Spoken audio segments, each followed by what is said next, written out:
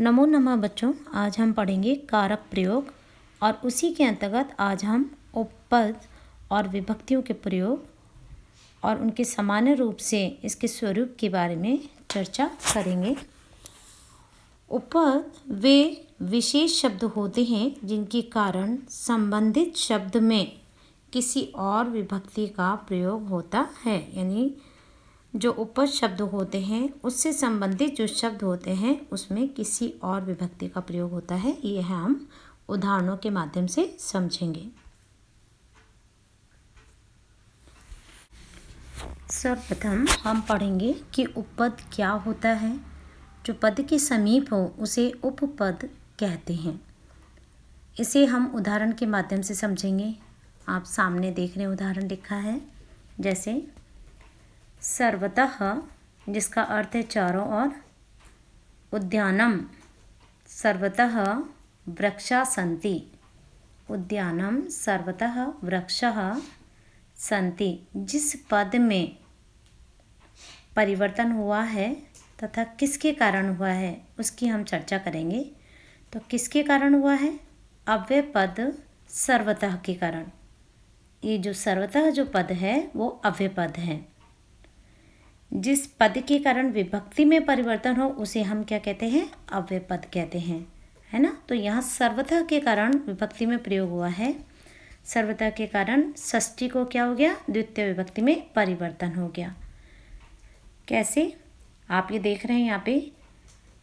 यहाँ यदि हम अर्थ लें तो उद्यानम सर्वतः वृक्षा सन्ति, यानी बगीचे के चारों ओर वृक्ष है। यहाँ अर्थ में आ रहा है के, लेकिन हम द्वितीय विभक्ति का प्रयोग कर रहे हैं क्योंकि के षष्ठी विभक्ति होती है, लेकिन द्वितीय का लिख रहे हैं। यहाँ पे प्रयोग कर रहे हैं उद्यानम। क्यों कर रहे हैं? क्योंकि यहाँ पर अव्यय शब्द जो है सर्वतः के कारण, अब सर्वतः अव्यय पद आ गया, इसके कारण हम जो उद्यान शब्द है इस पद में द्वितीय विभक्ति का प्रयोग करते हैं, क्योंकि सर्वतः के योग में द्वितीय विभक्ति का प्रयोग होता है।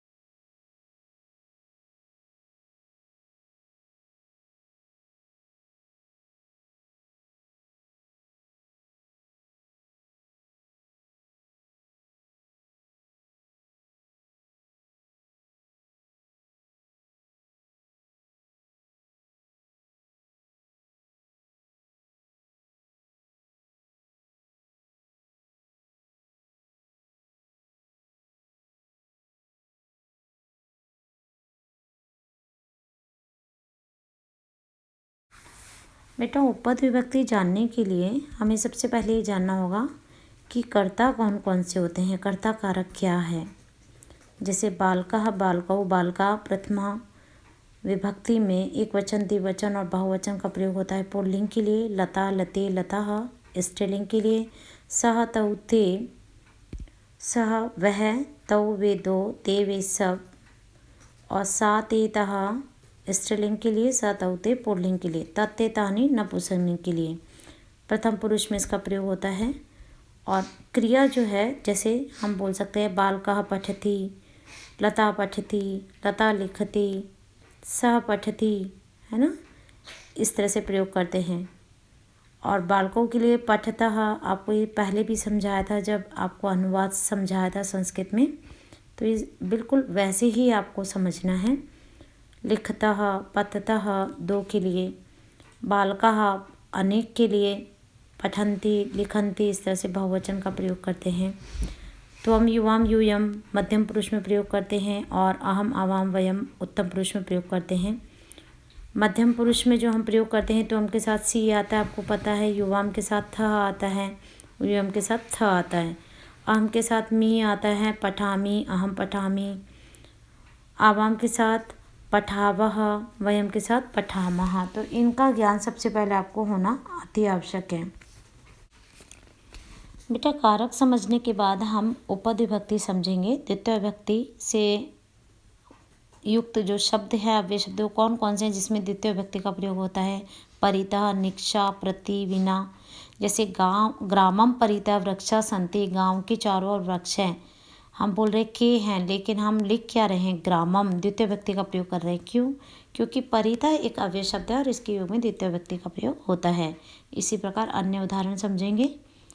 तृतीय विभक्ति सह, समम, सार्धम, बिना, अलम, हीन इनके योग में होता है। जैसे पुत्रः पित्रा सह गच्छति, पुत्र पिता के साथ जाता है। अर्थ के अनुसार तो के षष्ठी विभक्ति का प्रयोग होना चाहिए, लेकिन सह एक अव्यय शब्द है इसलिए हम पितृ शब्द में तृतीय विभक्ति लगाएंगे और शब्द बनेगा पित्रा। ऐसी चतुर्थी विभक्ति में रुच, दा, नमः इनके योग में चतुर्थी विभक्ति का प्रयोग होता है और हम यहाँ पे चतुर्थी विभक्ति का प्रयोग करेंगे। ठीक है बेटा, यहाँ हम देखेंगे कि कुप यानी क्रोध करना होता है, इसके योग में भी चतुर्थी विभक्ति का प्रयोग होता है। पिता पुत्र पर क्रोध करते हैं, पुत्र पर यानी सप्तमी विभक्ति आनी चाहिए लेकिन हम पुत्राय चतुर्थी विभक्ति का प्रयोग कर रहे हैं। क्यों? क्योंकि कुप धातु के योग में भी चतुर्थी विभक्ति का प्रयोग होता है। ऐसे बिना, बही, भी, रक्ष इनके योग में पंचमी विभक्ति का प्रयोग होता है। ज्ञान के बिना बोल रहे हैं हम, ज्ञान के बिना मुक्ति नहीं, लेकिन षष्ठी विभक्ति का प्रयोग नहीं कर रहे क्योंकि हमने अभी कारक चिन्ह समझे थे कि काके की का प्रयोग हम षष्ठी विभक्ति में करते हैं, लेकिन बिना के योग में क्योंकि पंचमी का प्रयोग होता है इसलिए हम ज्ञान शब्द में पंचमी विभक्ति लगाएंगे और शब्द लिखेंगे ज्ञानात्। ऐसे ऊपरी, अधः, पुरतः, पृष्ठतः में षष्ठी विभक्ति का प्रयोग करेंगे। सप्तमी विभक्ति का स्नेह, निपुणा, विश्वास में हम सप्तमी विभक्ति का प्रयोग करेंगे। तो इस तरह से हमने आज जाना कि कौन कौन से शब्द होते हैं जिनके अव्यय शब्द होते हैं जिनके योग में किन किन विभक्तियों का प्रयोग होता है। इसलिए हमने सबसे पहले आपको विभक्ति और कारकों के बारे में बताया और उसके अनुसार आपको विभक्ति चिन्ह का प्रयोग करने के बारे में समझाया।